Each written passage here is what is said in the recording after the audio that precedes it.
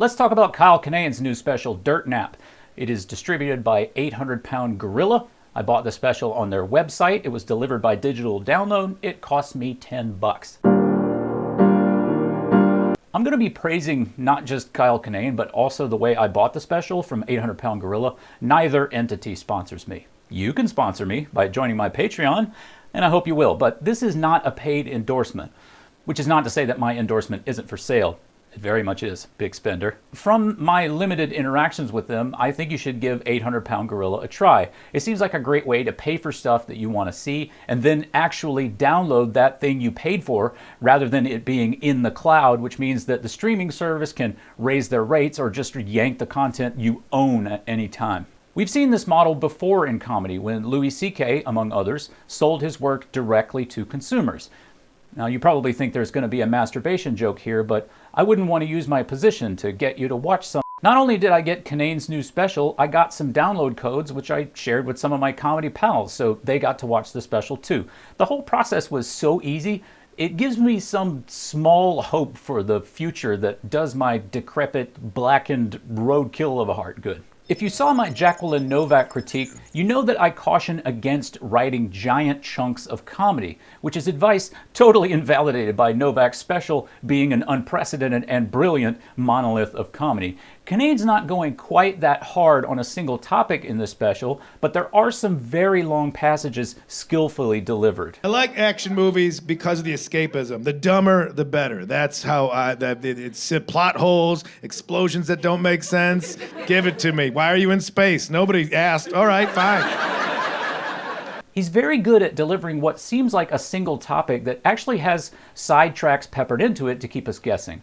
But he always comes back around to the payoff for the chunk, which indicates to me that the material is extremely well considered, even if it seems in the moment like you're just hearing him say what's on his mind. This is the craft of comedy, making it seem like a spontaneous stream of thought, even though you wrote each piece randomly with no deliberate through line. I'm just here to tell you one story, that's about it.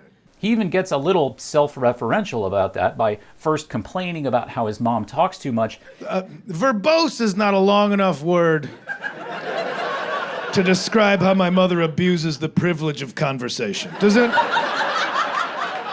And then, toward the end, acknowledging that his job is to talk by himself for a long time. I really am my mother's son.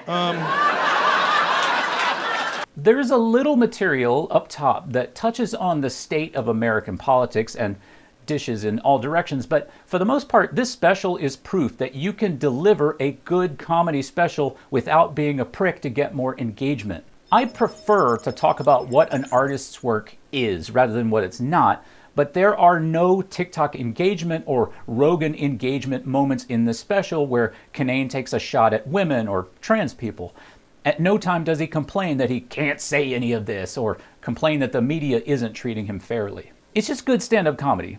If you want to laugh, this special's for you. It's shot in what looks to me like a proper comedy club, by which I mean low lights so the comedy doesn't run away, low ceiling so the comedy doesn't get lost in the rafters, corded SM58, stool, that's it. There's also a refreshing lack of crowd work. You know, nothing against Stav or Arcuri, those guys are hilarious. I just prefer to see comedians perform. I don't give a what the audience has to say. So, what can we mortals learn from this special? Well, my favorite thing that Kinane does here is that he approaches some serious topics that hyper-political ding-dongs could easily get mad about, but time and again he adds a silly element that allows him to discuss the topic without it being a sermon. Watch this. You can't tell me you love the First Amendment and tell me I can't criticize the troops, because I'm going to stand here as an American also and tell you I don't think Navy SEALs should be ticklish and... See how he started to get into a topic that could turn some people off, but then he added the silliness of the ticklish seals to take the edge off it? A lot of times I find myself writing jokes about things that bother me, probably because I'm an old man now and so many things But the craft of comedy is finding a way to package those thoughts, ideally so that even someone who disagrees with the kernel of the idea can still laugh. Long story short, this is real art performed by a real human being in front of real people. The buying process was easy and straightforward. There's no product placement, no significant agenda, no chat GPT. Savor this kind of thing, guys. Your children, should you have any, might not experience anything like it. Hey, thanks for watching. If you enjoyed this, like and subscribe, and maybe jump on the Patreon if you want to help me make more. And if you want to talk about comedy writing with people who are trying to do it in a constructive way, we also have a Discord channel.